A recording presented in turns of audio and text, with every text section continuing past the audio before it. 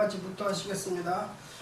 아버지 하나님, 오늘도 이렇게 좋은 날씨를 주시고 주님 앞에 예배 드릴 수 있도록 인대신에 진심으로 감사를 드립니다. 주님 앞에 영광 돌리는 귀한 시간 될 수 있도록 주님께서 인도하여 주시옵소서. 예수님의 이름으로 기대사옵나이다. 아멘. 전능하사 천지를 만드신 하나님 아버지를 믿사오며 그의 아들 우리 예수 그리스도를 모시오니 이는 성령으로 잉태하사 분경 많이 되시고 분명 변화되게 본을 받아서 십자가 못 박혀 죽으시고 당사진 사람의 주자 가운데서 말씀하시며 하늘에서 전능하신 하나님 편한 자이시다가 저리로서 산자와 죽은 자를 심판하고 명령을 믿사오며 거룩한 공의와 성도가 저를 두는 것과 죄를 사하여 주시는 것과 몸을 다시 사는 것과 영원히 사는 것을 믿사옵나이다.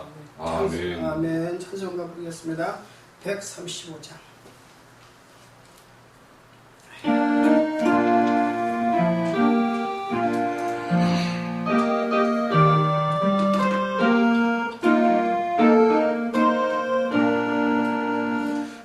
갈보리 사회에 십자가 서서에 저가 고난을 당한 표라 동안 십자가를 내가 사랑하며 저가 보혈을 흘린 멜세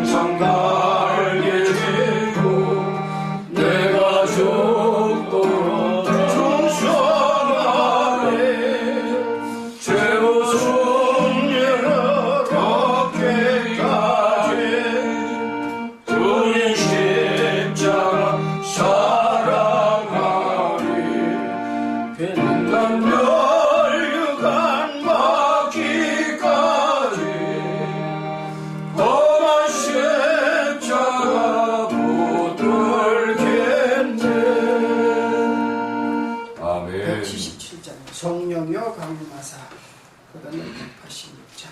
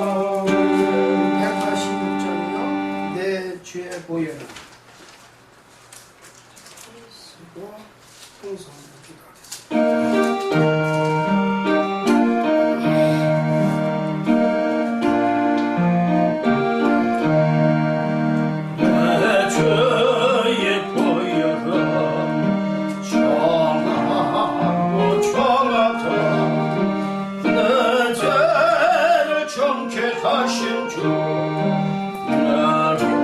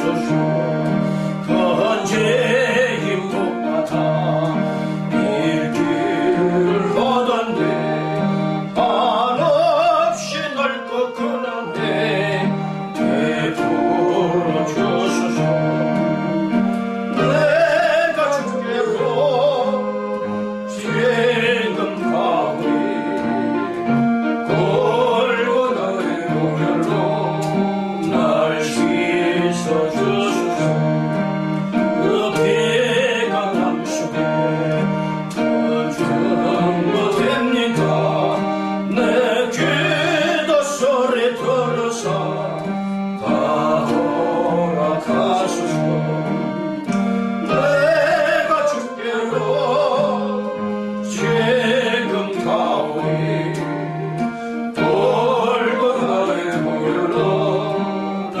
씻어주소서 아멘. 이 시간에 주여 선창하시고 통성으로 기도했습니다. 국가와 민족을 위해서 세계 복음화를 위해서 우리 이제 교회 예담 아름다운 교회와 예담 아름다운 국제 선교 방송을 위해서 기도해 주시고 지금 프로젝트가 나와서 하나하나 진행 중에 있습니다. 잘 이루어지게 또 기도해 주시고 캄보디아 선교사님 모셨는데 앞으로 그 기도 제목들이 다 이루어지는 앞으로 서로 협력할 수 있도록 또한 오늘 말씀을 증거해 주실 때 성령의 충만을 받아 정말로 모든 사람들이 은혜 받는 그런 귀한 시간 될 수 있도록 기도하겠습니다. 주여, 주여, 주여, 사랑하리가 충만하신 아버지 그 은혜를 감사합니다. 오늘도 거룩하고 복된 날을 인도하시며 진심으로 감사를 드려 정말로 귀한 아버지 하나님 세계 방법국에 아버지 하나님 주님의 말씀이 연구하되는 아버지 영원한 선교사들이 하나님의 말씀을 가운데 증거하며 성령의 충만함을 주시옵소서. 아버지 하나님 인나라의 민족 주님께서 함께 하시옵소서. 보이는 주님을 위하여 아버지 하나가 되게 하시고 주님이 통치하는 나라 될 수 있도록 아버지 하나님께 깨끗하고 바르게 영직하게 성령으로 들어가는 나라와 국가와 아버지 하나님 교회가 될 수 있는 교회가 아버지여 십자가를 통해서 바른 증거를 할 수 있는 바른 약속을 증거할 수 있도록 주님 인도하여 주시옵소서. 아버지 하나님 이 당시에 올랑에 이런 아름다운 교회를 세우시고 인다신의 진심으로 감사합니다. 날마다 발전하고 봉변한 아버지 하나님 백명의 선교사가 나가는 거라 뜨끈뜨끈한 아버지여 기도과 말씀과 전도할 수 있는 교회다. 그런 교회 될 수 있도록 아버지여 방송국을 아버지 하나님 국제 선교 방송을 세우셨사오니 아버지 하나님 날마다 우리 활발하게 하시고 영적으로 성장하는 아버지 하나님 주님의 인도에 맞는 그런 아버지 하나님 방송국이 될 수 있도록 아버지 하나님 바른 방송이 될 수 있도록 인도해 주시옵소서.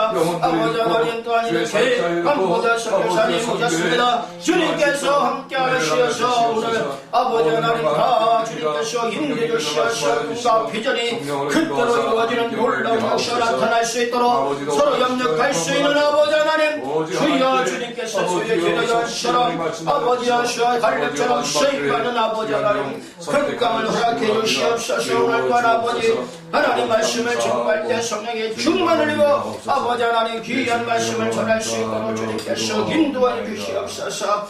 예수님의 이름으로 기도하옵나이다. 아멘.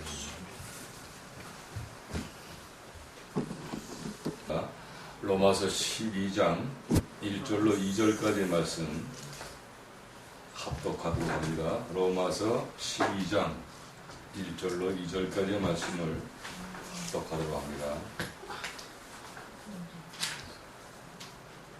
로마서 12장 1절로 2절까지의 말씀. 로마서 12장 1절 2절 말씀. 1절이요? 네. 1절과 2절까지의 말씀. 다 같이 합독하도록 합니다. 시작. 그러므로 형제들아 내가 하나님의 모든 자비하심으로 너희를 권하노니 너희 몸을 하나님이 기뻐하시는 거룩한 제사로 드리라. 이는 너희의 드릴 영적 예배입니다. 너희는 이 세대를 본받지 말고 오직 마음을 새롭게 함으로 변화를 받아 하나님의 선하시고 기뻐하시고 온전하신 뜻이 무엇인지 분별하도록 하라. 아멘. 할렐루야. 네. 또 이곳에 아름다운 국제방송국과 또 아름다운 교회, 예당하는 교회에 와서 하나님께 영광을 위하심을 감사합니다. 할렐루야. 사람이 마음으로 자기 길을 계획할지라도 그 길을 인도하시는 이는 여호와시니라. 아멘. 성령의 인도하심을 따라 제가 이곳에 온 이유는 이제 마지막 때에 이 사악한 사탄들이 판치는 이 시국에 이제 주님의 마지막 명령이신 땅 끝까지 이르러내 증인이 되라는 그 말씀을 오늘 우리 예담교회 아름다운 예담교회에서 말씀을 증거하게 하신 하나님께 영광을 올려드립니다. 마지막 때가 돼서 그런지 지금 선교와 복음의 열정이 많이 식어있는 이런 가운데 오늘 말씀을 우리에게 주셨는데 이 말씀을 듣고 우리가 다시 복음을 회복할 수 있도록 또 선교의 모든 열정을 다시 한국교회가 열정을 회복해서 하나님께 영광 되어지는 그런 오늘 시간이 되기를 예수님의 이름으로 축복합니다. 이제 본문의 말씀을 전하기 전에 먼저 오늘날 현재 한국교회가 처해 있는 안타까운 현실부터 전하게 되는데 제가 캄보디아에서 귀국한 이후에 지난 주일에 저 남양주에 있는 그 한빛교회에 주일 오후 찬양 예배를 인도하기 위해서 이제 그 길을 떠났습니다. 떠났는데 제가 집이 저 청라국제지구에 있어서 또 남양주까지 가려면 시간이 굉장히 많이 걸렸어요. 그래서 오전 대예배를 이제 어떻게 드려야 하는가 하는 생각을 가지고 그러면 이제 남양주로 가는 도중에 주님이 성령께서 인도하시는 대로 내려서 전철역에 내려서 예배를 드려야 되겠다 하는 마음을 가지고 이제 지하철을 타고 갔습니다. 근데 이것이 또 지하철을 타고 가면서 늘 성령님께서 뭔가 보여주시는 그런 감동이 있는 거예요. 항상 그랬다시피 제가 이제 주일 예배는 어떤 한 군데 지정해놓고 계속 예배를 드릴 수 없는 입장이 이제 캄보디아에서 선교하고 돌아오게 되면 이 교회가 계속 요청에 따라서 바뀌다 보니까 그런 일을 자주 이제 경험을 했어요. 뭔가 하나님께서 성령님께서 뭔가 보여주시려고 이렇게 교회를 선택하게 하시는구나 그런 생각이 또 들어갔어요. 그날도 예배 없이 그런 생각을 하고 들어갔는데 이제 11시 이제 대예배가 진행되는데 이제 10시 한 반쯤 돼서 제가 이제 어떤 서울의 어떤 지하철역에 내리게 됩니다. 내려서 보니까 상가도 많고 아파트도 많은 거예요. 그래서 분명히 교회가 있을 것이다 생각을 하고 여유 있게 내렸는데 교회가 하나도 없는 거예요. 아파트도 많고 상가도 많은데 주위에 우리가 70년대 80년대만 해도 한 집 건너 교회가 있었는데 교회가 없는 거예요. 저는 깜짝 놀랐어요. 서울에. 그 한참을 찾다가 11시가 거의 다 돼서 이제 중형 대형 교회를 하나 이제 찾게 됩니다. 헐레벌떡 뛰어들어가서 이제 맨 뒷자리에서 이제 앉아서 예배를 드리게 되는데 놀란 일이 이제 여러 가지 막 일어나는 거예요. 제일 먼저 놀란 것은 예배 시간이 훨씬 지나서 3, 40분이 지났는데도 성도님들이 계속 들어오는 거에 제가 놀랐어요. 그리고 그 예배 시간에 늦게 들어오는데 누가 저지하는 그런 장치도 없어요, 보니까. 교회도 굉장히 큰 교회인데, 거기서 놀랬고, 또 제가 놀란 이유는 이 목사님의 설교 시간 타임이 정확하게 25분에 끝났다는 걸 놀라게 또 하셨습니다. 또, 그 예배 시간도 1시간 정확하게 끝나는 거예요. 그런데, 정말 기가 막힌 그 말씀을 목사님 설교 말씀하시는 가운데 이제 말씀하시는데 작년에 연말에 금년 새해에 교회에 봉사할 자원봉사자를 신청을 받습니다. 신청을 한 보름에 2주에 걸려서 신청을 받았는데 작년 이제 12월 초에 여러분 자원에서 내가 교회에 차량 봉사, 식당 봉사 여러 가지 봉사를 하겠다는 자원자가 단 한 명도 없다는 거예요. 목사님이 그런 말씀 하실 때에 전 정말 너무나 놀랐습니다. 그리고 이제 광고 시간에 또 이제 광고를 하는데, 지금 사순절 기간이기 때문에 우리가 전도를 해야 된다. 그러니까 여러분들이 전도를 오늘은 좀 하셨으면 좋은데, 우리 전도, 여전도회가 이제 교회 문 앞에서 전도 물품을 나눠줄 테니까 그걸 받아가서 좀 전도를 해 주셨으면 좋겠습니다 하고 광고가 있어요. 예배가 끝난 다음에 제가 맨 뒤에 앉아 있었기 때문에 제일 먼저 나가서 그 광경을 이제 보게 되는데, 여러분 4,000명의 그 교인들이 엄청난 큰 교회였어요. 그 교인들이 쭉 나오면서 그 전도용품을 받아가는 사람이 한 명도 없었다는 것. 정말 놀랐습니다.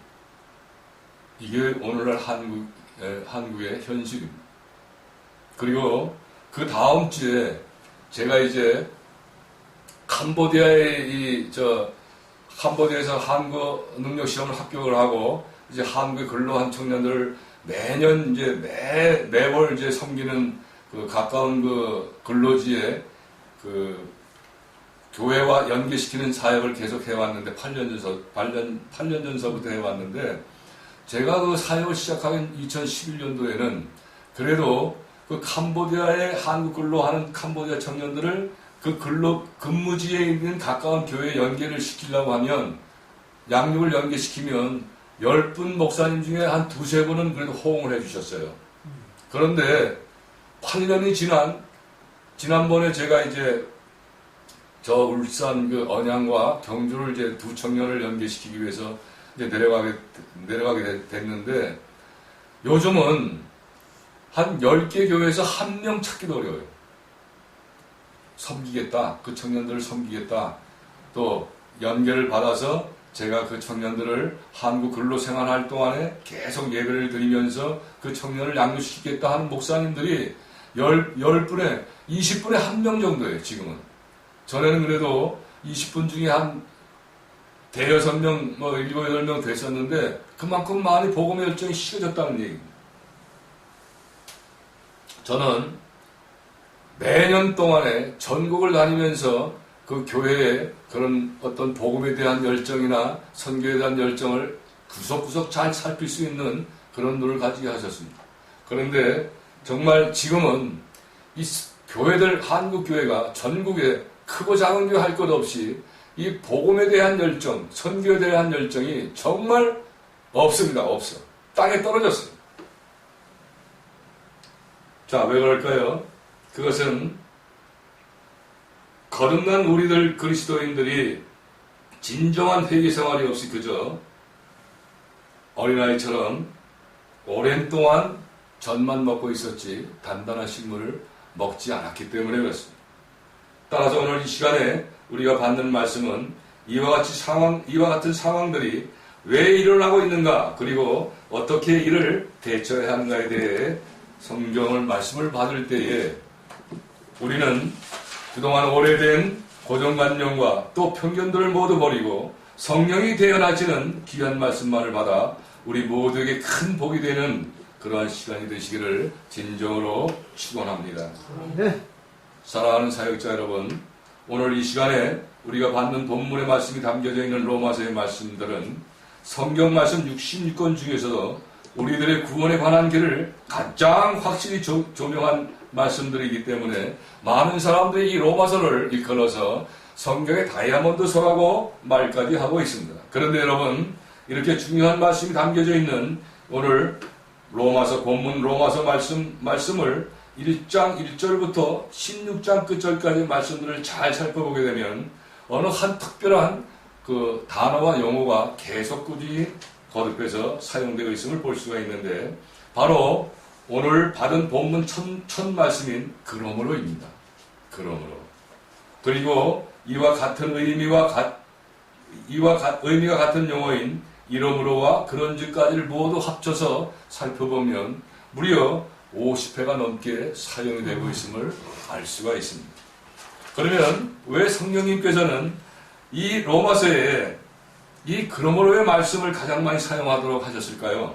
그것은 우리의 구원은 오직 믿음으로 얻는 것이요, 이 구원을 향한 믿음의 시작인 칭의의 초기 구원과 함께한 득의의 과정을 아주 정확하게 말씀으로 주셨기 때문인데 로마서 1장 1절부터 11장 끝절까지의 말씀이 이제 믿음으로 그 구원을 얻은 자가 칭의의 기반으로서 그 믿음의 터가 단단하게 다져졌다면 오늘 본문 말씀이 12장 1절부터 그 이하의 말씀들은 칭의로 구원을 받은 자들이 이제는 그러므로 어떻게 해야 득이의 믿음의 터 위에 완성되는 구원의 집을 지을 수가 있음을 그렇기 때문에 오늘 그러므로를 이렇게 선교하라.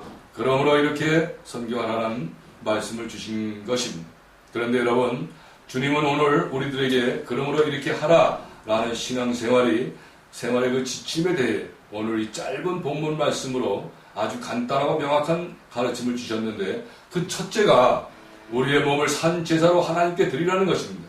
여러분, 그런데 이 제사를 하나님께 드리는 이 제물들은 반드시 죽어서 드려져야만 하는 것인데 이것이 온전하게 죽어질 때야만이 하나님께서 기뻐 받으시는 제사여 영적 예배라는 말씀인 것입니다. 그리고 이것이 곧 바로 우리 몸인 육신의 정욕을 죽이려 하는 말씀과도 같은 말씀인 것입니다.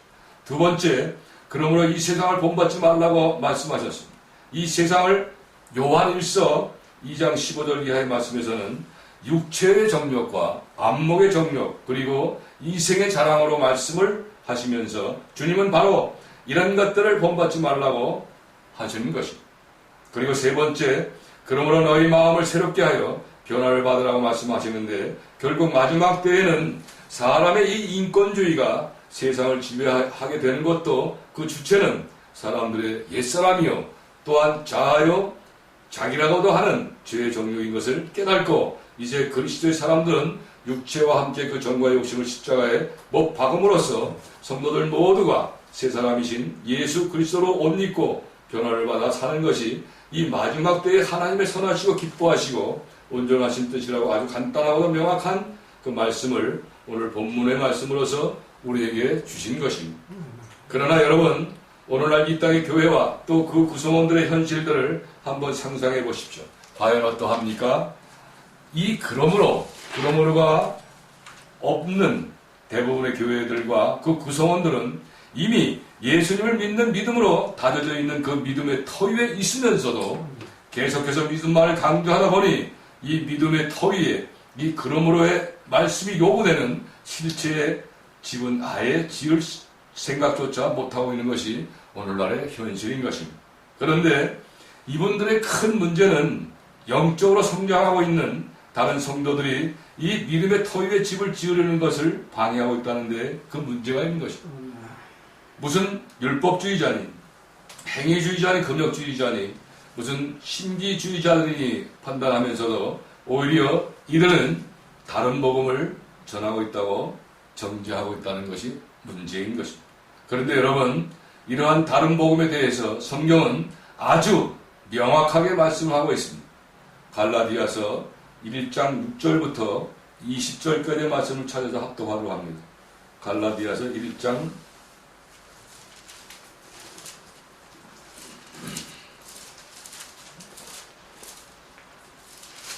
갈라디아서 1장 6절부터 20절까지의 말씀을 합독하도록 합니다. 다 찾으셨으면 아멘. 갈라디아서 1장 6절 말씀부터 20절까지의 말씀 합독하도록 합니다. 시작.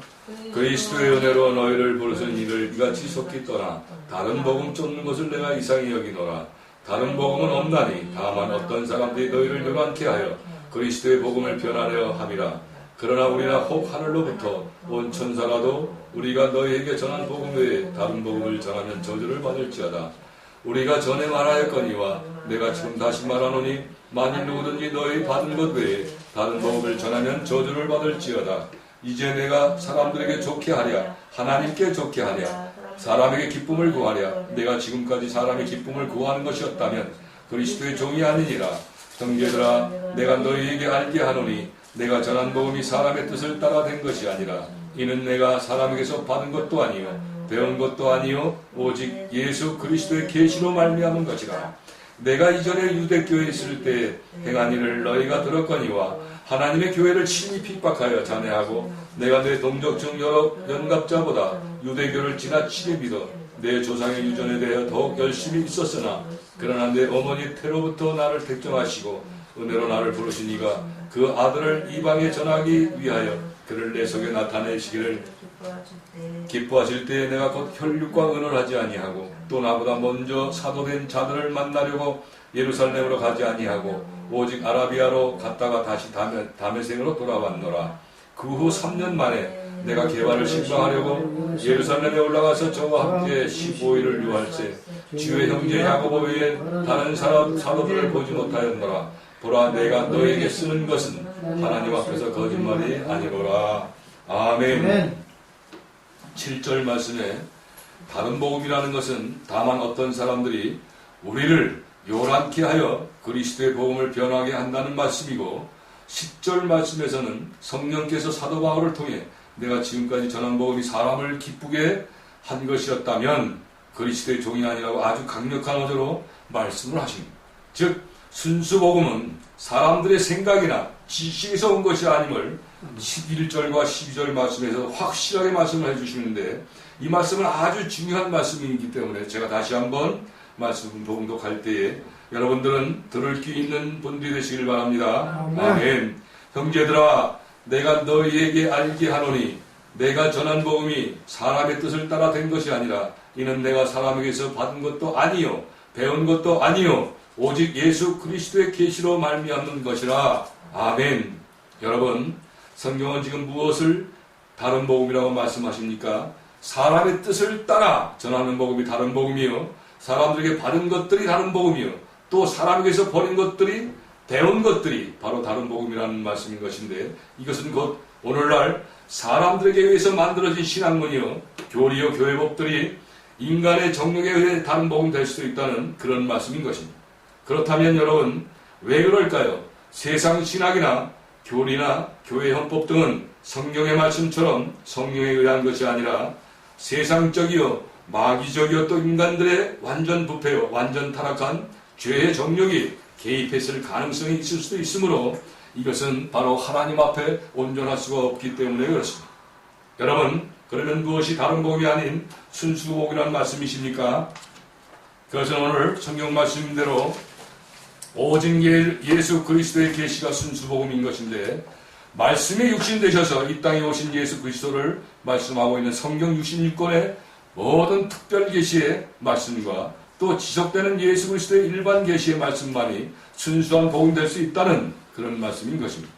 그리고 이어지는 16절 말씀에서도 보면 예수 그리스도를 이방에 증거하기 위해 사람의 혈육들과는 의논조차 하지 않았을 뿐만 아니라 17절, 18절, 19절 말씀에서와 같이 사도 바울은 순수 복음을 전하기 위해 먼저 된 사도들 그러니까 예수님의 12제자들조차까지도 만나지 않았고 다만 예수님의 혈육인 동생 야고보만 잠깐 만났다고 말씀한 것을 볼 때에 사도 바울께서도 이방인들에게 복음을 전할 때에 사람들의 의견을 전혀 고려하지 않았거나 고려했거나 참고를 전혀 하지 않았고 오직 예수 그리스도의 계시의 말씀으로 복음을 전했다는 것을 우리는 말씀을 통해 쉽게 알 수가 있는 것입니다.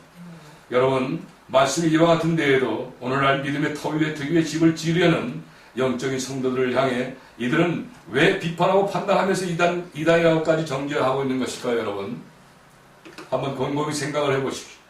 이런 사람들은 지금 자신들이 실컷 누리고 있는 정욕적인 삶들을 오히려 명문화하자는 것인데 성경은 이런 자들을 보고 성령이 없는 자들이라고 분명히 말씀하고 있습니다.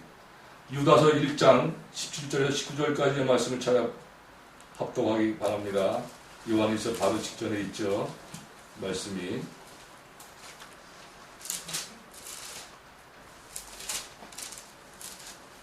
요한일서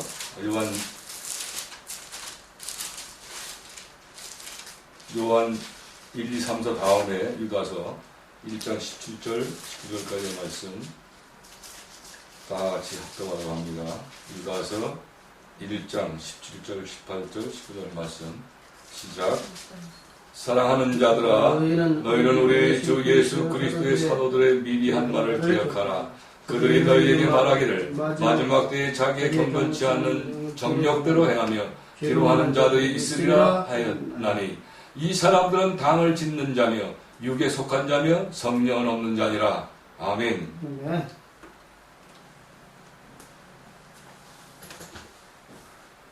그리고 또 이들은 다시 말합니다. 아니, 정욕이 사람들의 본성인데 이것이 죄라니요 하고 따져댑니다. 여러분, 그러나 아닙니다. 성경은 이러한 정욕에 대해 분명히 죄라고 말씀을 하십니다. 로마서 7장 5절 말씀에 보면 우리가 육신에 있을 때에는 율법으로 말미암는 죄의 정욕이 우리 지체 중에 역사하여 우리로 사망을 위하여 열매를 맺게 하였더니, 아멘. 정욕은 본성으로서 사람들이 당연히 두려워할 대상이 아니라 분명히 죄라고 말씀하고 있습니다. 그러나 여러분, 오늘날에 있어서 아주 심각한 문제는 이런 정욕들이 처음에는 기복신앙을 만들더니 그 후에는 인본주의 신앙을 만들었고, 그리고 이것이 믿는 자 또 불신자들이나 할 것 없이 모두가 다 이 세상을 인권주의로 만들어버렸다는 것인데, 큰 문제가 대두되어 있다는 것입니다. 결국에는 이것들이 인간의 가장 기본적인 삶이 되는 하나님의 창조 질서까지 다 파괴하는 동성결혼을 각 나라 법들로 합법화시켜 나가고 있고, 또 더 나아가 세상 끝에만 있게 되는 모든 세상의 우상을 섬겨도 구원이 있다고 하는 종교다원주의 사상을 만들어 놓고 수십 년 동안을 세계 종교 연합대회를 개최하는 등 세계 단일 종교를 추진해 오더니 결국은 내년인 2020년 6월에는 WCC가 최초로 이 에큐메니칼, 즉 교회 일치 운동 대회를 벌였던 네덜란드 헤이그의 피스 팔레스에서 카네기 재단의 그 엘리아 종교관 연구소 주최로 세계 종교연합 선언식이 정식으로 열리게 됩니다. 이때 다 종교 간의 지도자들의 합의 서명이 이루어지게 되면 내년 6월 이후부터는 종교 간의 개종 전도가 법으로 금지되어 있다는 것입니다. 여러분, 이제는 정말로 이 세상은 끝이 되어 주님께서 세상을 심판하실 때가 임박해지고 있다는 것이 너무나 자명하지 않습니까, 여러분? 그러면 여러분, 이 세상은 왜 이렇게 막판의 현상들이 일어나고 있겠습니까? 물론 마지막 때에서 그렇겠지만 결국은 사람들이 이렇게 만든 거예요. 사람들이 이런 죄의 정욕을 참의 기도와 하나님의 말씀을 따라 연단하려 하지 않았고, 오히려 모든 인간들 스스로가, 대부분의 인간들 스스로가 자신의 정욕을 실컷 누리며 키워온 결과이기 때문에 그런데, 성경은 이러한 마지막 세태에 대해서 말씀을 하셨습니다. 디모데후서 3장 1절부터 5절까지 말씀은 한번 찾아 합독하도록 합니다. 디모데후서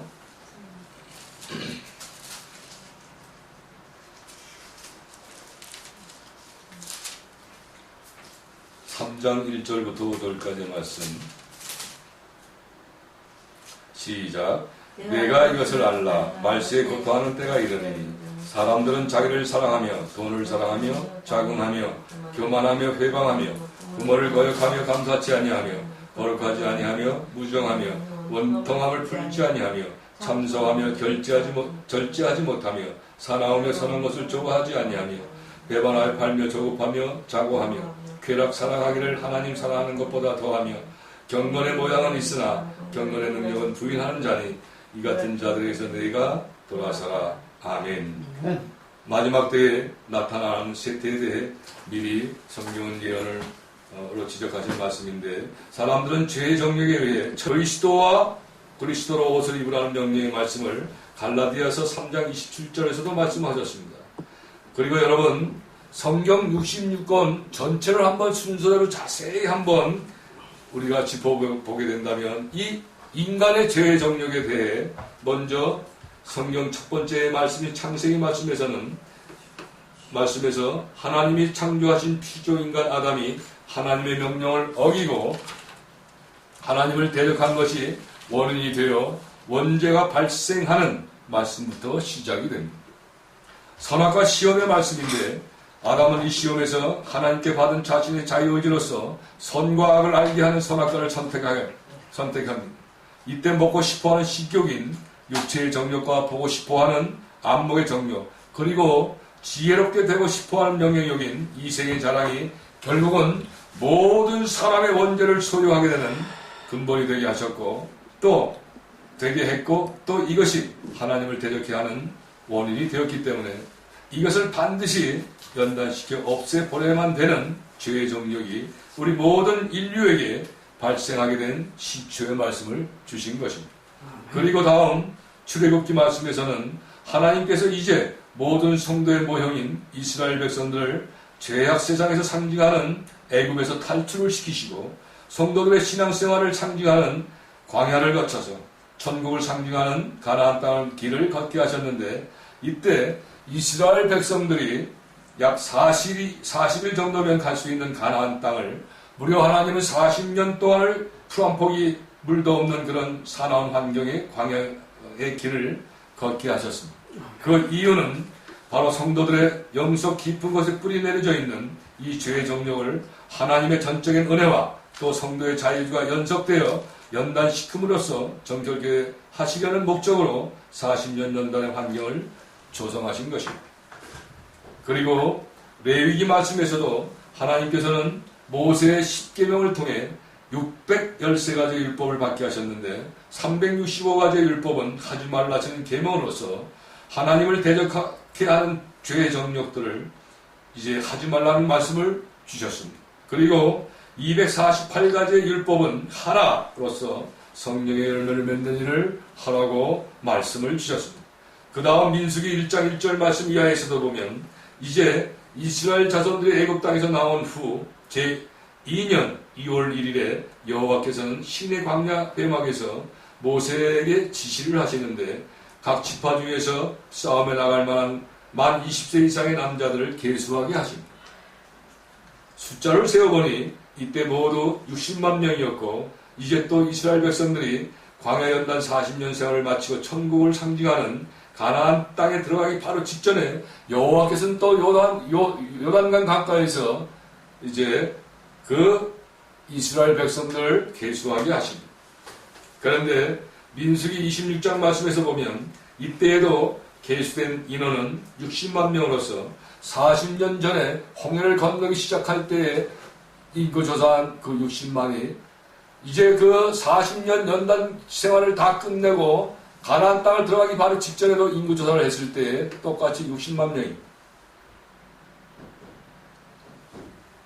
그런데 민수기 26장 63절, 64절, 65절 말씀에 보면 아주 중요한 말씀이 있습니다.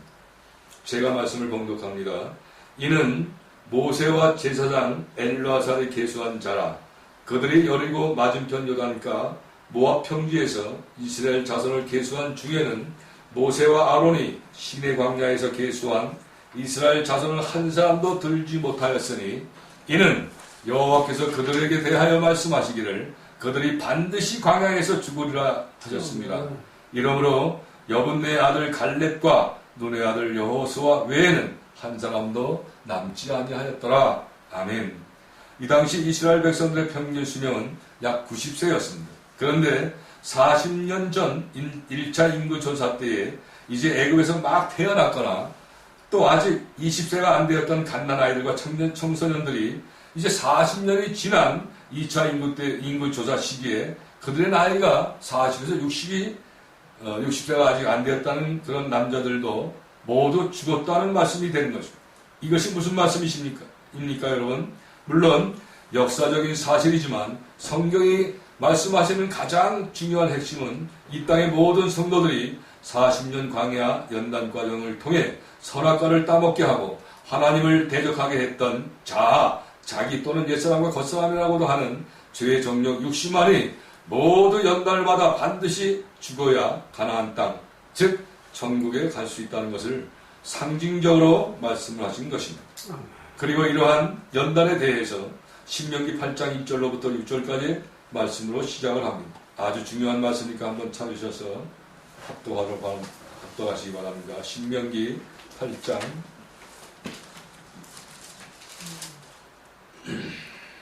1절로부터 6절까지 말씀입니다.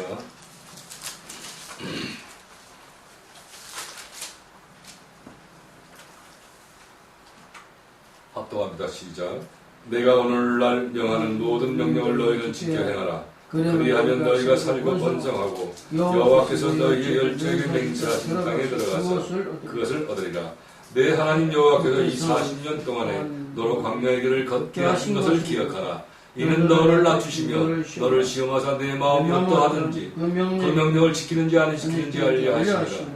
너를 낮추시며 너로 줄이게 하시며 또 너도 알지 못하며 내 열조로 알지 못하는 만나를 내게 먹이신 것은 사람이 떡으로만 사는 것이 아니요 여호와의 입에서 나오는 모든 말씀으로 사는 줄을 너로 알게 하려 하심이라.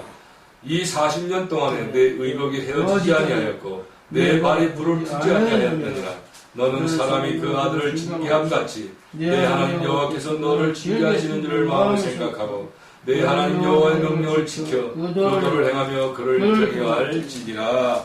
아멘. 그리고 이제 모세오경의 그 다음 책인 말씀인 여호수아에서도 말씀을 보게 되면 24장 14절 말씀에 그러므로 이제는 여호와를 경외하며 성실과 진정으로 그를 섬길 것이니라. 너희의 열조가 강 저편과 애굽에서 섬기던 신들을 제하여 버리고 여호와만 섬기라 라는 말씀이 강조되고 있습니다. 애굽에서 섬겼던 신을 이라는 것이 바로 무엇을 의미합니까 여러분? 바로 성도들이 죄악 세상에 섬기던 자기 우상인 정욕을 말씀하신 것이요, 주님은 이것을 제하여 버리고 오직 여호와만 섬겨야 한다고 말씀하고 있습니다. 그리고 그 다음 성경 7번째 책인 사사기 1장 1절 말씀에서 보면 여호수아가 죽은 후에 이스라엘 자손이 여호와께 묻자와 가로되 우리 중 누가 먼저 올라가서 가나안 사람과 싸우리까 하는 말씀이 있습니다. 이스라엘 자손이 누구하고 싸우리까 하라고 말씀하세요? 바로 가나안 사람들입니다.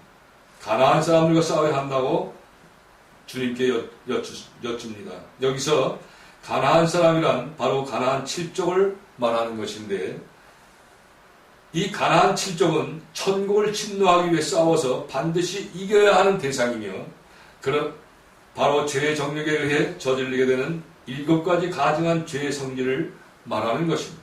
인간의 교만성과 포악성과 그리고 음란성과 질투성과 아집성과 태만성과 거짓성과 싸워 이겨야 하는 성도들의 정력을 말씀하시는 것입니다.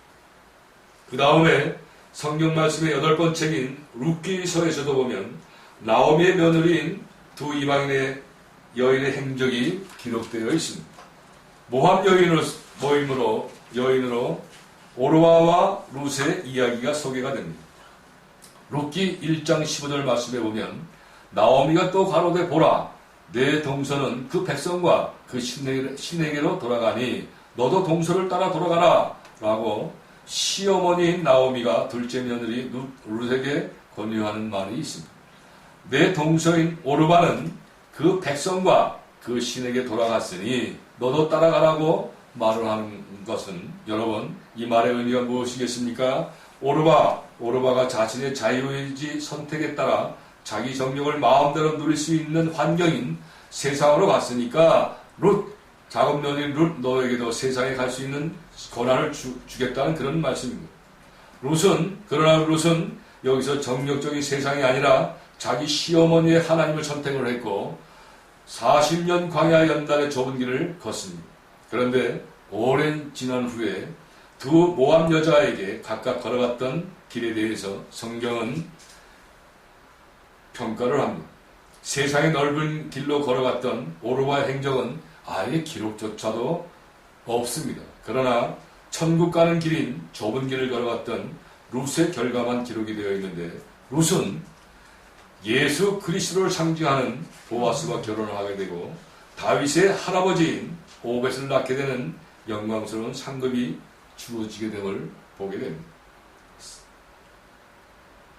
존경하는 사역자 여러분, 이것이 바로 오늘날 모든 성도들에게도 적용이 되는 모형적인 말씀인 것으로 마지막 때를 살아가고 있는 우리들도 룻처럼 각자 자신의 자유의지를 말씀이 육신되셔서 보혈의 피를 흘리신 예수 그리스도로 옷 입고 그분을 쫓는 삶으로서 그분에게 우리의 모든 것을 드려야 하는 것인데, 그래야 비로소 우리 영성 깊은 곳에 뿌리내리고 있는 이 악한 정력이 연단이 되어서 거룩해질 수가 있다는 것입니다.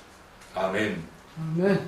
그리고 성경은 계속해서 9번째 책인 말씀인 사무엘상의 말씀과 그 이하 사무엘하, 열왕기상하, 역대상하, 에스라, 느헤미야, 에스더의 말씀들을 순서대로 상고해보면 오늘의 모든 성도들을 상징하는 이스라엘 백성들이 그 싸우는 대상은 외적으로는 적국과의 전쟁이지만 내적 요소들은 아스다롯과 그모스와 또는 바알이나 아세라와 같은 우상인 것을 우리는 알 수가 있습니다. 이것들은 바로 그때 당시나 오늘날 성도들이 자아요, 자기요, 옛사람이요, 그리고 속사람이라고 하는 이 죄의 정력과 싸우는 것을 상징하는 말씀인 것을 깨닫게 됩니다. 그 이유는 앞서 증거한 성경 말씀으로 낱낱이 증거할 수가 있지만 필요상 한두 가지 예를 들어 증거하자면 요한계시록 2장 20절에서 말씀하시는 예수님께서 직접 말씀하시는 우상의 대표적인 상징의 성경 인물인 이세벨과 아하방의 신뢰를 들어보고 말씀을 하겠습니다. 열왕기상 21장과 22장 말씀을 보게 되면 북이스라엘 왕인 아합 왕과 그의 아내 이세벨의 행적이 기록이 되어 있는데 아합 왕은 자기 백성인 나봇의 포도원을 갖고 싶어서 상사병이 걸립니다. 그래서 이 나봇을 찾아가서 네가 가지고 있는 그 소유한 그 포도원을 나에게 줄 수 없느냐? 나의 포도원과 좋은 포도원을 바꿔 너에게 주겠다. 더 좋은 포도원을 주겠다. 그랬더니 나봇은 안 된다고 합니다. 그런데 이 아합왕은 또 재차 사정을 합니다. 나봇에게. 내가 좀 많은 돈을 줄 테니까 그 포도원을 나한테 좀 줘라. 나한테 팔아라. 나봇이 뭐라고 그럽니까? 이 포도원은 조상 대대로 물려받은 것이고 또 여호와께서 그걸 원치 않기 때문에 제가 왕이 될 수가 없습니다. 라고 완강하게 거절을 합니다. 아합 왕은 그 포도원이 갖고 싶어하는 그 물질의 정력이 이루어지지 못하다 보니까 상사병이 걸리는 거예요. 물질에 대한 애정이 실현되지 않다 보니까 상사병이 걸려서 식음을 전폐하고 왕궁에 들어와서 자리에 놓습니다. 그 안에 이세벨이 그 원인을 알고 난 다음에 그 즉시로 나봇을 가서 죽임. 그리고 그 포도원을 강제적으로 빼앗아서 아합 왕이 줄 때에 우리 말씀을 보게 되면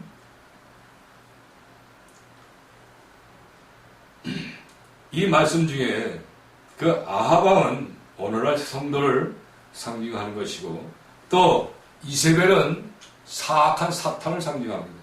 또 엘리야는 성령을 상징하게 되는 것인데 지금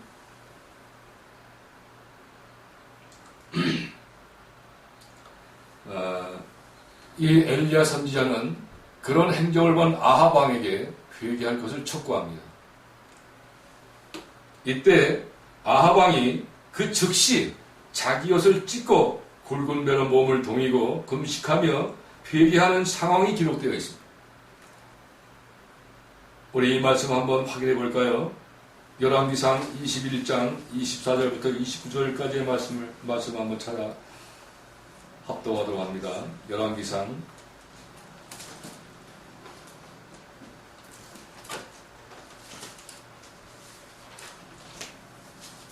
21장부터 21장 24절부터 29절까지의 말씀.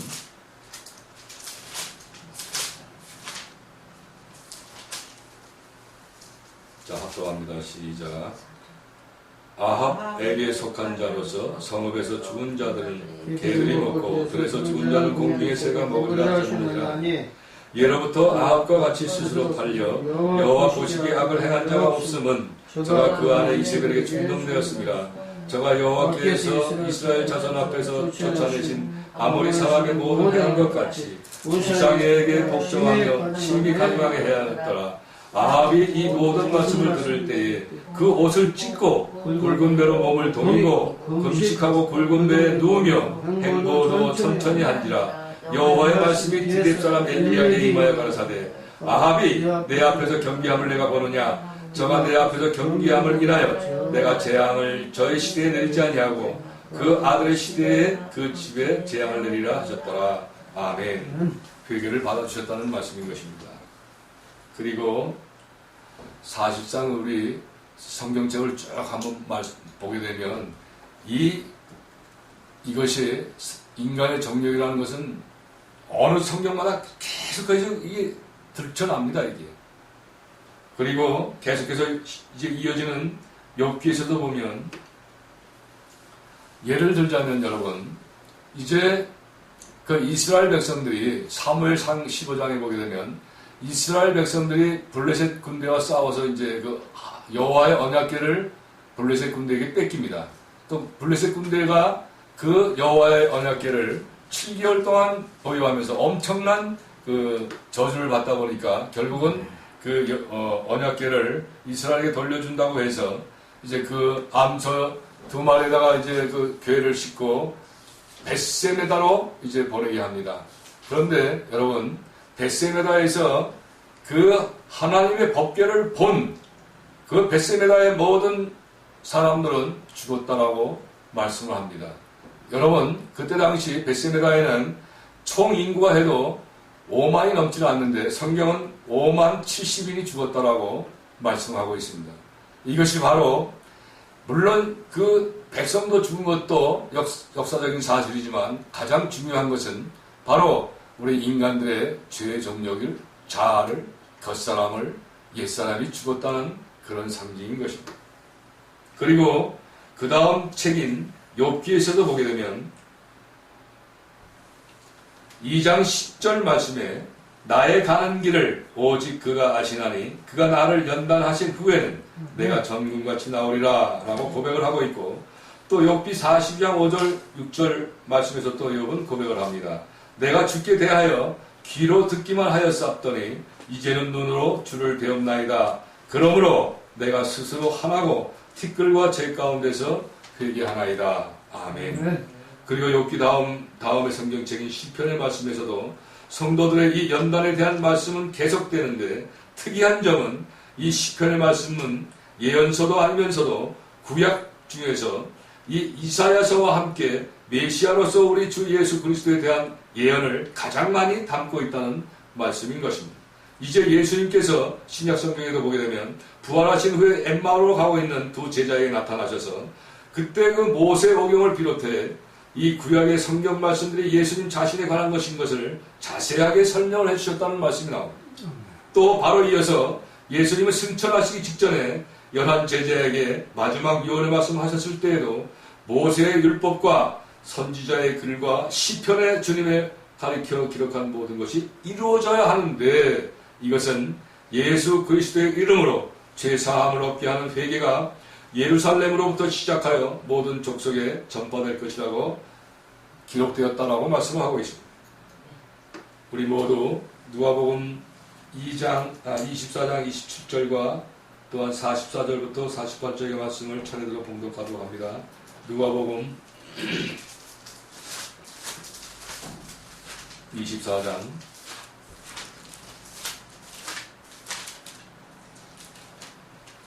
누가복음 24장 27절 말씀과 44절부터 48절까지 말씀, 먼저 27절 말씀을 합독합니다. 시작. 이에 모세와 및 모든 선지자의 글로 시작하여 모든 성경에 쓴 바 자기에 관한 것을 자세히 설명하시니라. 아멘. 다음에 44절부터 48절까지 말씀 시작.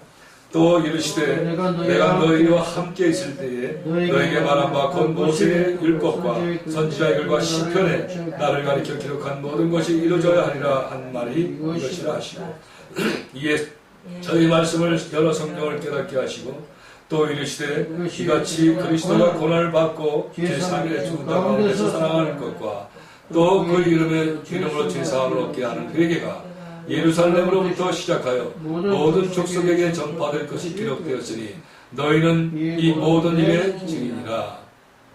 아멘.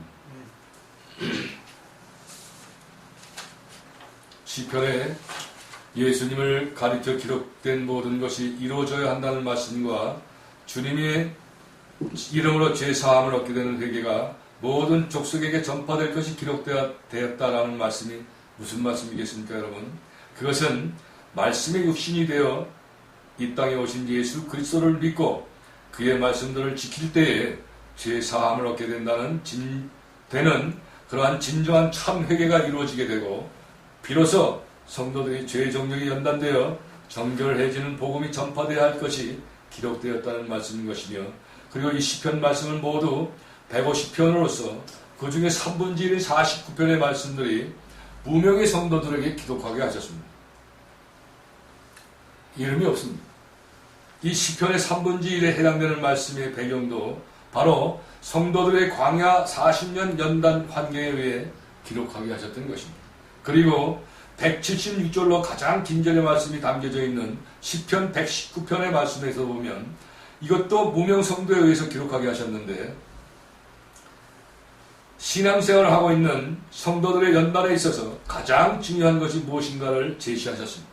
그것은 바로 하나님의 법이요 계명인 말씀들을 지키라는 것입니다.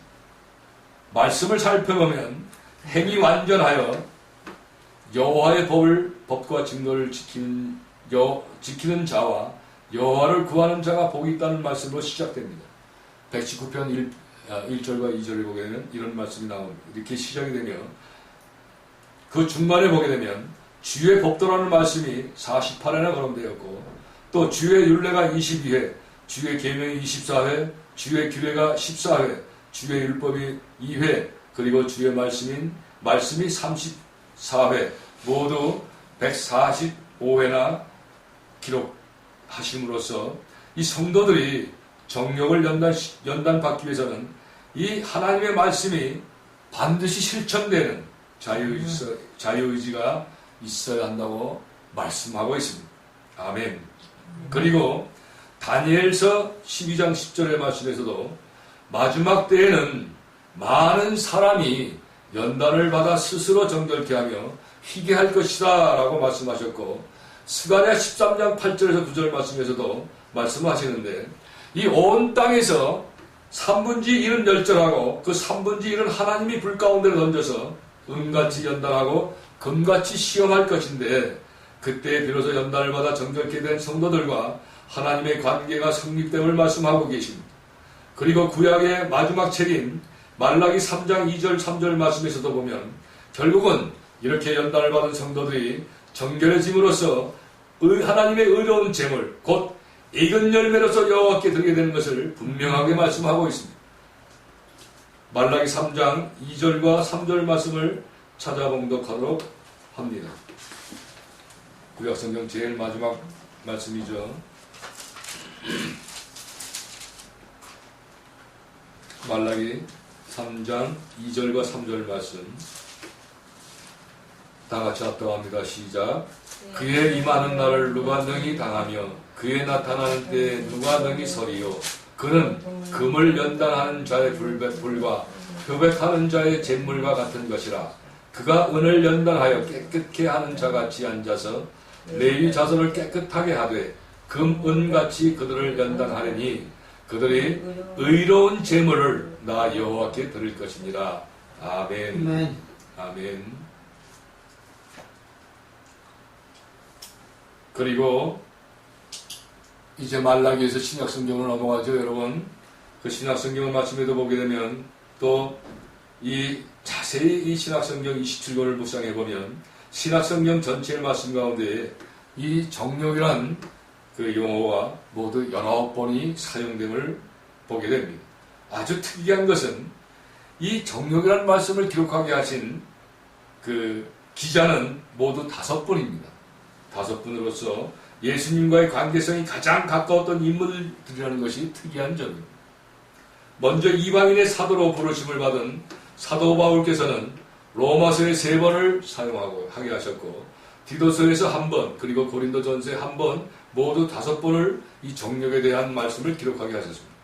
다음은 예수님의 사랑을 가장 많이 받았던 사도 요한이 요한 1서에서 2번, 그리고 예수님의 혈육인 야고보와 유다가 각각 5번을 사용하게 하셨고, 예수님의 수제자이신 베드로 사도에게 가장 많은 이 정령이라는 용어를 기록하게 하셨는데 무려 7번이나 베드로 전후서에 기록을 하게 하셨습니다.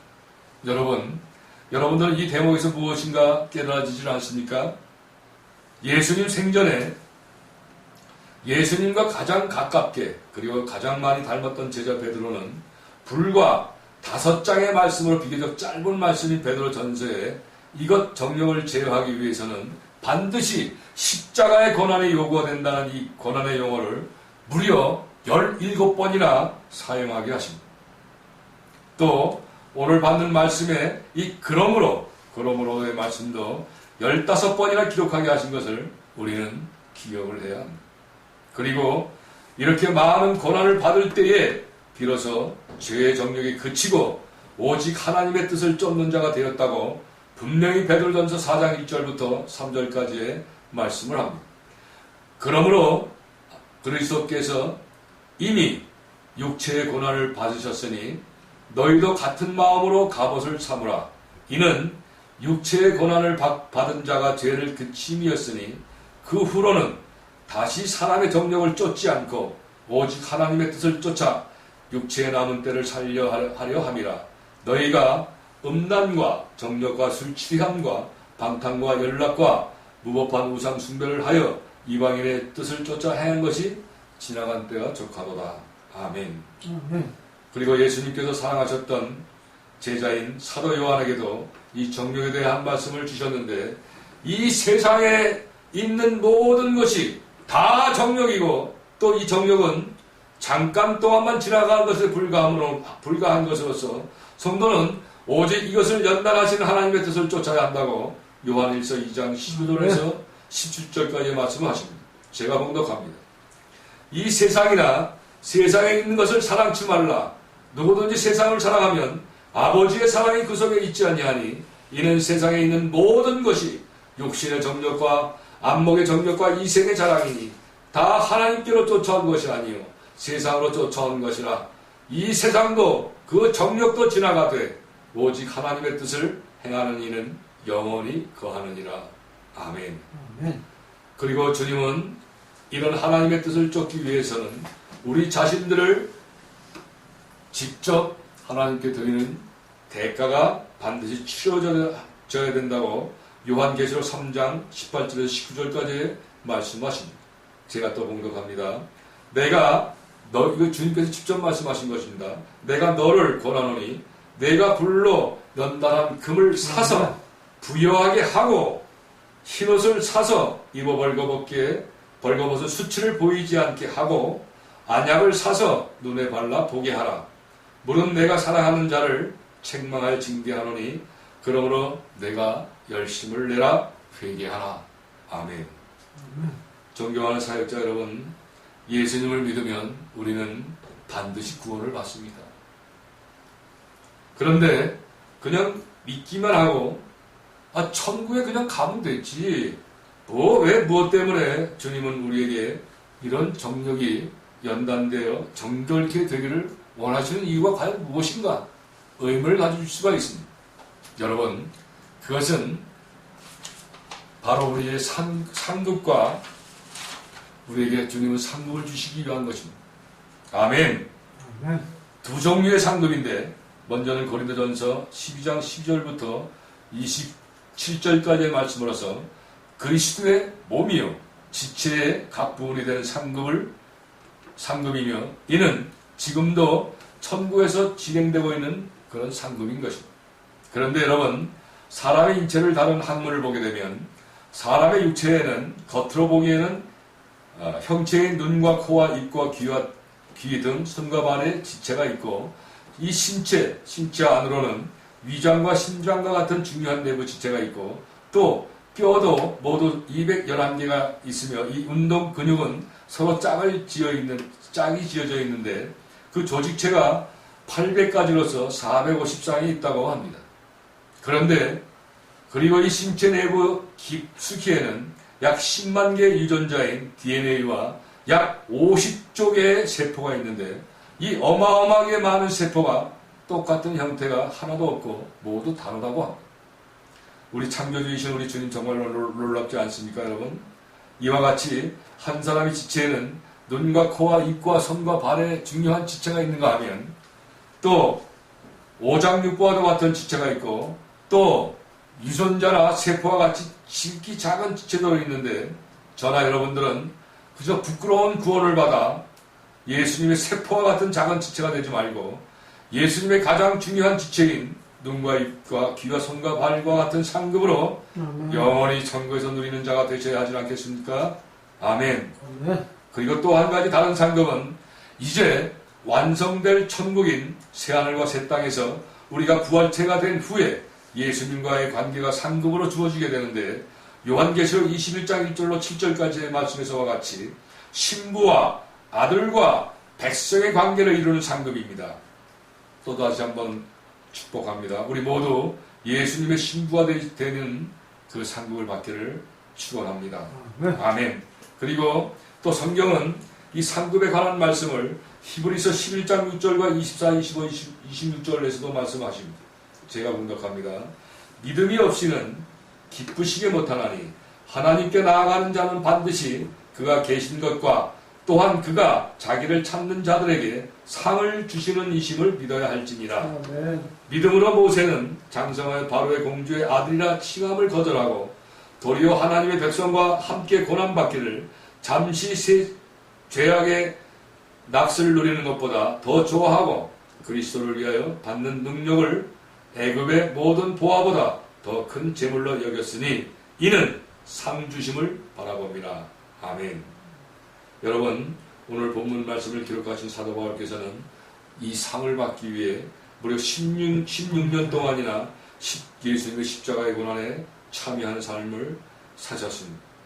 순수 복음, 선교 복음을 위해 유대인들에게 40에 하나를 감한 매를 무려 5번이나 맞았고 3번 태창으로 맞고 1번은 돌로 맞고 3번은 파선으로 일주일을 깊은 어둠에서 지냈으며 선교 여행을 하면서도 강의 위험과 강도와 동족의 이방인의 위험과 시내와 강야에서 바다의 위험과 또 거짓 형제의 위험을 당하고 수고하고 애쓰고 여러 번 자지 못하고 주리며 목마르며 여러 번을 굶고 헐벗었다고 기록이 되어 있습니다.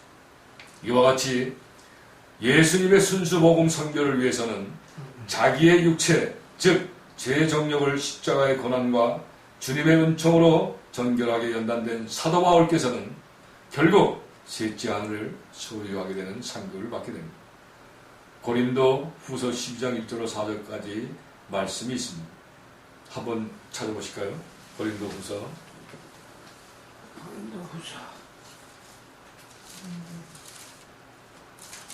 12장 1절로 4절까지의 말씀입니다.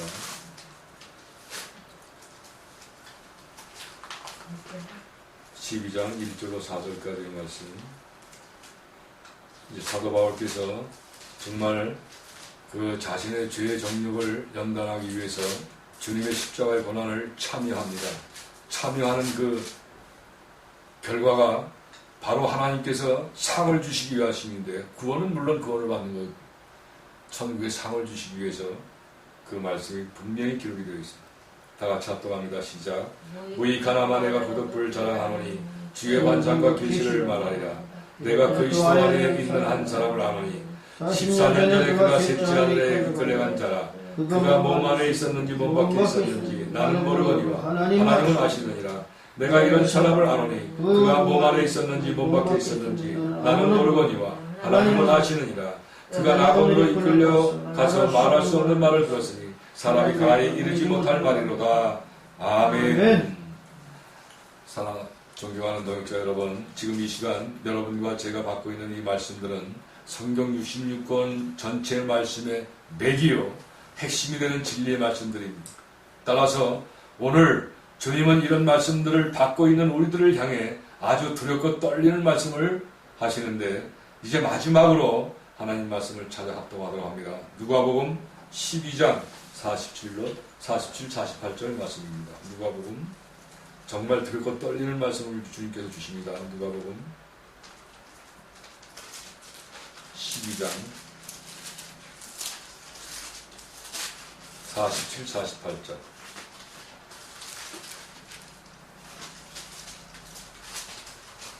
중요한 말씀입니다. 딱 찾으셨으면 아멘. 47, 48절이요. 누가복음 12장. 합독합니다. 시작. 주인의 뜻을 알고도 예비치 아니하고 그 뜻대로 행치 아니한 종은 많이 맞을 것이요 알지 못하고 맞을 일을 행한 종은 적게 맞으리라. 무릇 많이 받은 자에게는 많이 찾을 것이요 많이 맡은 자에게는 많이 달라 할 것이니라. 아멘. 존경하는 사역자 여러분, 오늘 우리는 많은 말씀을 받았습니다. 따라서 이제부터는 그러므로 이렇게 선교하라 라는 말씀에 해당되는 사역자들이시기 때문에 우리는 이제부터 이 귀한 진리의 말씀들을 머리와 입술로만 반응이 되어서는 안 됩니다. 이제 우리는 우리의 가슴들과 손과 발로 반응을 해야 하며 말씀들을 쫓아 실천되어야 합니다. 그리고 이제는 정말로 주님께서 재림하실 날이 실로 임박했음을 인지해야 하고 또 우리들 개인의 종말도 가까이 와 있다는 것을 인지해야 합니다. 우리는 모두 시간이 그다지 여유롭지 못한 것도 염두에 둬야 합니다. 그리고 그 마지막 때를 대비하며 준비해야 합니다. 존경하는 사역자 여러분, 우리 모두는 이 생의 삶에서 오늘은 결코 다시는 되돌아오지 않습니다. 그러므로 이렇게 선교하라 하시는 주님의 준엄하신 명령의 말씀을 조건 없이 따라야 합니다. 그래야 비로소 우리들 영속 깊은 곳에 뿌리내리고 있어 어떤 기회가 주어질 때마다 여지없이 자동적으로 범죄케 하며 또 하나님의 일을 방해케 하는 이 강력한 죄의 정력을 제어할 수가 있게 되고 또 장차 우리들이 새하늘 새 땅에서 예수님의 신부가 되는 소망을 이룰 수가 있기 때문입니다.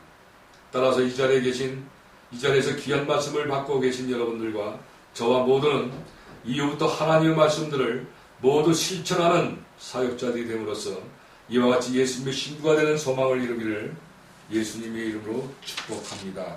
그러면 여러분, 우리는 오늘 받고 있는 하나님의 말씀들을 어떻게 실천해야 이런 소중한 소망들을 이룰 수가 있을까요? 그것은 바로 우리가 주인이신 예수님과 함께 항상 있기만 하면 됩니다. 그러므로 이렇게 선교하시는 말씀을 따라 가기만 하면 되는데 바로 이 말씀입니다. 그러므로 너희는 가서 모든 족속으로 제자를 삼아 아버지와 아들과 성령의 이름으로 세례를 주고 내가 너에게 분부한 모든 것을 가르쳐 지키게 하라. 볼지어다 내가 세상 끝날까지 너희와 항상 함께 있으리라. 아멘. 할렐루야. 너희들이 복음 전도 지역이나 선교지로 가서 복음을 전한 후에 세례를 주고 하나님의 말씀을 지킬 수 있도록 제자 훈련을 시키면 주님은 이런 전도자나 선교사들과 항상 언제나 함께 하신다고 말씀을 하고 계십니다. 존경하는 사역자 여러분, 이와 같은 상황들도 우리들의 현실을 감안해 볼 때 주님께서는 오늘 우리와 항상 함께 하실 수 있는 세 가지 길에 대한 말씀을 우리에게 주십니다. 그 첫 번째 길은 우리 교회 성도들 모두가 서로 협력하여 예수님의 마음으로 불신 영혼들에게 전도함으로써 교회의 부흥을 익힌 후에 부흥된 능력으로 여러분의 교회가 전 세계 미전도 국가로 많은 선교사들을 파송시키는 길이 있습니다. 두 번째로는 여러분 개개인들이 가정이나 나의 복잡한 현실들을 모두 송두리째 주님께 맡기고 여러분들이 직접 선교지로 가서 좁고 협착한 길을 과감한 결단과 실천으로 가는 길인데 이것은 환경이 좋지 못한 것, 별로 좋지 않은 것, 최악의 선교지를 택해야 해야 되고 또 주님의 빛 대신 삶으로서 순수 복음을 전하는 사명에 몰두하게 되는 이 길이야말로 예수님의 십자가의 고난에 가장 가깝게 접근하는 일이기 때문이며 우리들의 악한 죄의 정력도 가장 빠르게 연단이 되는 좁은 길이기 때문에 이 말씀을 제시하는 것입니다. 가장 열악한 선교지에 가서 너희가 선교하라, 가르쳐라, 지키게 하라. 마지막으로 세 번째로 우리에게 제시된 세 번째 길은 이제 주님께서 우리들 각자에게 맡기신 재물들을 그러므로 이렇게 선교하라는 주님의 말씀을 쫓기 위해 하나님께 드리는 좁은 길이 있습니다. 그러나 이것은 결코 쉬운 일이 아닙니다. 그러나 이것이 우리의 물질 욕심과 또 사물에 대한 애정인 정욕을 연단시키는 좁은 길이 되기도 하며 수줍어하는 상급이 주어지는 길이기도 합니다. 존경하는 사역자 여러분, 오늘 말씀으로 제시된 첫 번째 좁은 길은 하나님께서 여러분들과 직접 관계가 되시는 그런 길이지만, 두 번째와 세 번째로 제시된 좁은 길은 하나님께서 이미 우리 캄보디아 선교사들에게 그 좁은 길의 환경을 허락하셨고, 지금도 이 시간에도 빠르게 선교 사역들이 진행되고 있습니다.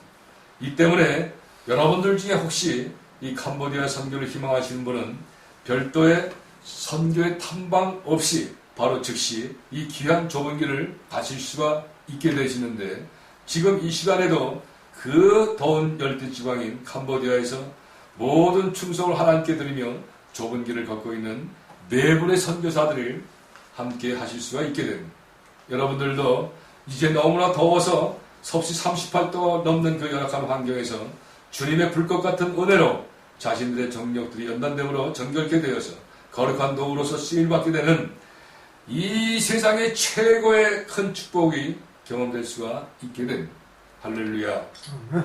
존경하는 사역자 여러분, 여러분들과 저는 오늘 그러므로 이렇게 선교하라라는 주님의 거룩한 명령의 말씀들을 받았고 또 깨달았습니다.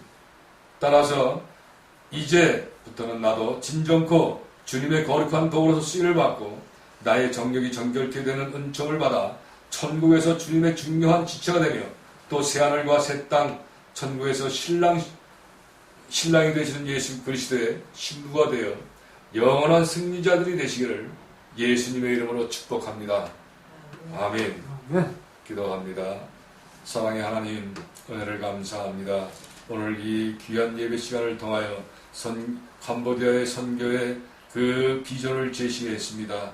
하나님, 이제 가장 주님의 좁은 길을 가장 잘 따를 수 있는 환경인 캄보디아로 선교를 희망하는 주의 종들이 이제 많이 생겨날 수 있도록 축복하여 주시고, 또한 이제 주님께서 주신 그 재물을 캄보디아의 학교 교회를 세우는 데 쓰임받을 수 있도록 주님, 그런 감동이 이 시간에 올 수 있도록 주님 축복하여 주옵소서. 또한 아버지여, 이 예담 아름다운 교회를 축복하여 주셔서 이것이 주님의 귀한 마지막 때의 선교의 사명 잘 감당해 드릴 수 있는 아름다운 교회로서 주님께 쓰임받을 수 있도록 은혜를 나눠 주시옵소서.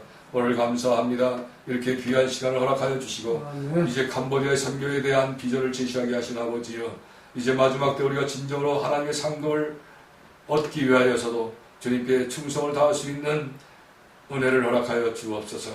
예수님의 이름으로 감사하며 기도하옵나이다. 아멘.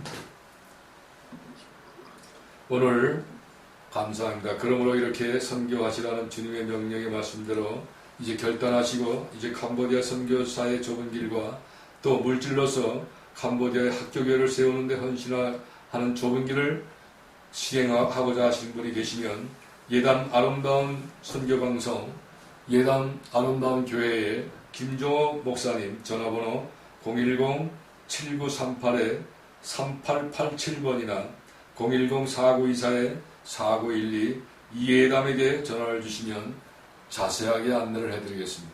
감사합니다.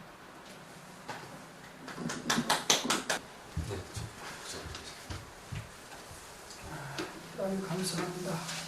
이렇게 또 먼길에 오셔서 이런 말씀을 전해주시고 앞으로 함께 캄보디아에서 선교를 위해서 기도하시기 바랍니다. 주기도문 하시겠습니다. 하늘에 계신 우리 아버지 이름이 거룩히 여기시며 나라의 임하옵시며 뜻이 하늘에서 이루어진 것 같이 땅에서 이루어지리라. 오늘날 우리에게 일용할 양식을 주시고 우리가 우리에게 죄 지은 자를 사하여 준 것 같이 우리 죄를 사하여 주옵시고 우리를 시험에 들지 말게 하옵시고 다만 악에서 구하옵소서. 이 나라 권세와 영광이 아버지 영원히 있사옵나이다.